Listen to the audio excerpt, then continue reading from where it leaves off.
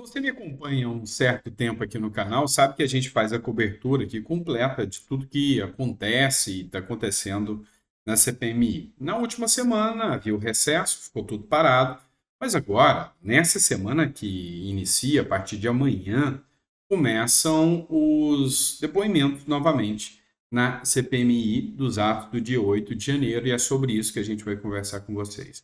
Sejam todos bem-vindos, é sempre um prazer estar aqui com vocês.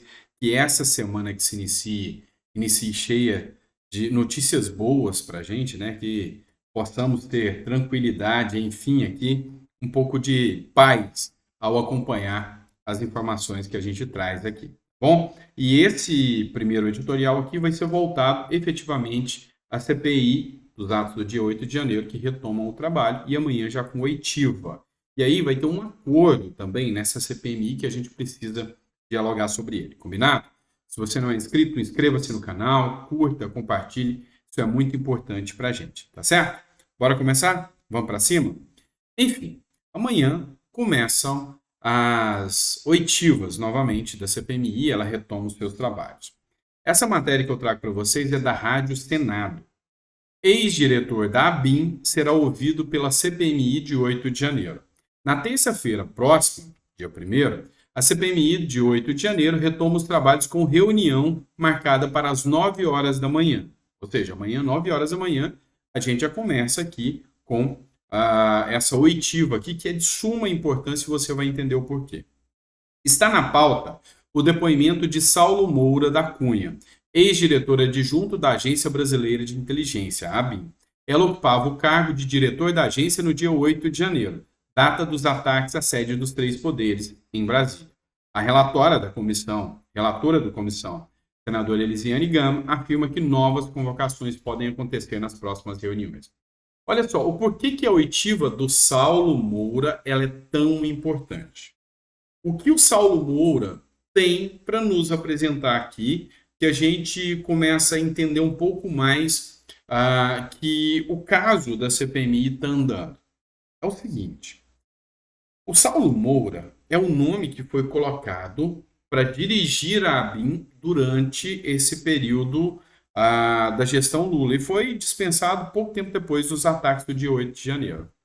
O Saulo Moura é quem estava dentro dos grupos de WhatsApp e foi um dos responsáveis por enviar informações ao próprio ministro da Justiça, Flávio Dino, ao próprio ministro do GSI, que é o Gonçalves Dias, de que os ataques ocorreriam. E se fica confirmado, principalmente porque ele vai ser muito pressionado, e se ele mentir, pode sair preso da CPMI, que essas informações efetivamente tinham sido repassadas, vai acontecer um questionamento muito grande sobre o próprio Lula. Porque o Lula decidiu viajar às vésperas, no dia 7, ou seja, 7 no sábado à noite, à tardezinha, ele resolve viajar para Araraquara, sem agenda oficial nem nada disso, sendo que os ataques aconteceram no dia 8. Mas as informações que a ABIN começou a repassar, ou seja, a Agência Brasileira de Inteligência, de que aconteceriam os ataques, começou no dia 6. Então, Lula já sabia, Flávio Dino já sabia, os ministros já sabiam que os ataques poderiam acontecer se ficar confirmado que a ABIN realmente tinha informado antes, e aí pressiona-se o questionamento que o próprio Sanderson já fez. Por que o Lula saiu de lá, foi para outro lugar e não aumentou a defesa dos prédios dos três poderes, se eles já sabiam? E amanhã, com essa oitiva do Saulo, é que você vai confirmar essa documentação, tudo isso. Lembrando que parte dessa documentação já está de posse da CPMI. Então, se o Saulo Moura, por exemplo, mentir e disser, olha, eu não enviei, e apresentasse um documento de envio, que já tem nos grupos de WhatsApp, ele sai de lá preso. Então, é difícil até ele mentir. Ele não entrou com ação, pedindo direito a silêncio, nada disso. Vamos ver. Provavelmente amanhã ele vai falar e a gente quer ouvir o posicionamento do Saulo Moura. É preciso a gente entender um pouco mais alguns critérios aqui dessa CPMI. A Dora Kremer é escritora, é comentarista, fez uma análise que eu achei muito interessante. Isso Eu não me lembro se na Revista Oeste ou na Jovem Pan, né? Acho que Jovem Pan. A CPI está morna, insossa, ou seja, vai naquela lenga-lenga, todo mundo querendo saber o que efetivamente aconteceu, todo mundo querendo só uma prova de que realmente tinha coisa errada. E elas estão chegando, sabe? Por exemplo, a definição da viagem do Lula no último dia não deixa de ser uma prova. E a minuta, qual o IP da máquina, onde que ela foi redigida, tudo isso são provas que vem juntando. E a Dora Kramer, ela fez o seguinte, ela falou, olha, eu já acompanhei várias CPIs, ela está morna, insossa essa CPMI. A grande questão é que são várias CPIs que começam mornas, insossas. De repente, um documento, uma prova bomba que surge, demonstra tudo aquilo que eles queriam provar e dá uma reviravolta gigantesca. Então, ela acredita que pode acontecer isso nessa CPMI. E, enfim, pode acontecer. O Dino acabou de negar as imagens da CPMI. E isso aí foi algo, assim, sem precedentes, é algo grave. Olha só o que o Igor Gadelha falou no Jornal Metrópole.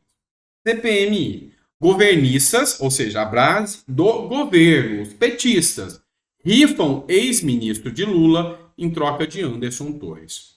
A grande discussão sobre o Anderson Torres é se o Anderson Torres deveria ser ouvido no início, posteriormente, e, a princípio, a senadora Elisiane Gama não queria que ele fosse ouvido muito no começo da CPMI, pelos próximos dias. Queria mandar mais para o final, que a depender do que ele falar, pode efetivamente tirar a narrativa da CPI, da esquerda na CPI, ou seja, a narrativa que eles têm contra o Anderson Torres. Se ele der um depoimento contundente, vai pesar ainda mais a questão da prisão ilegal contra ele, de que o Bolsonaro não teve nada a ver com os ataques, tudo isso vai pesar. E cada vez fica mais distante do próprio Bolsonaro a questão dos ataques do dia 8 de janeiro. Cada vez se distancia mais.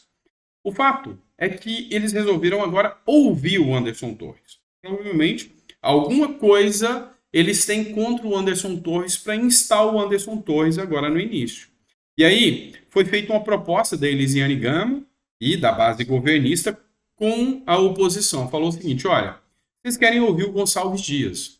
Vamos fazer o seguinte, nós vamos entregar o Gonçalves Dias para vocês, e aí nessa entrega do Gonçalves Dias, vocês deixam a gente escolher a melhor data para ouvir o Anderson Torres. E parece que isso vai dar certo. Então, é bem provável que, se não nas próximas semanas, a gente vai ter duas oitivas cruciais, Anderson Torres e Gonçalves Dias. E aí a gente vai poder até fazer as comparações, o que é muito importante.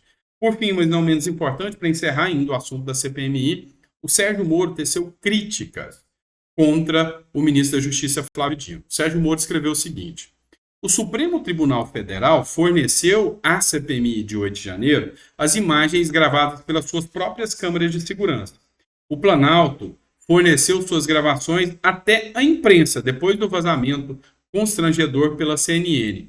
Já o Ministério da Justiça, esse não pode fornecer, e aqui o Moro tece críticas aqui. Eu já tinha falado até dos poderes da CPMI, que os poderes da CPMI são próprios da atividade judiciária e que a negativa do Flávio Dino, a depender do entendimento jurisprudencial do próprio STF, pode sim configurar um crime de desobediência, sim, até porque já tem precedentes que até presidentes de bancos que se recusam a fazer as quebras de sigilo respondem por esse crime. Então, não sei qual vai ser o posicionamento da Justiça ou da própria CPMI em relação ao Flávio Dino. Pode até a própria CPMI aqui chamar o Flávio Dino para que justifique o porquê que ele não entrega as imagens. E, em um ponto, todos são uníssonos, o que o Flávio Dino quer? Holofote, quer ser visto. Talvez seja até o que ele realmente quer que ele seja chamado,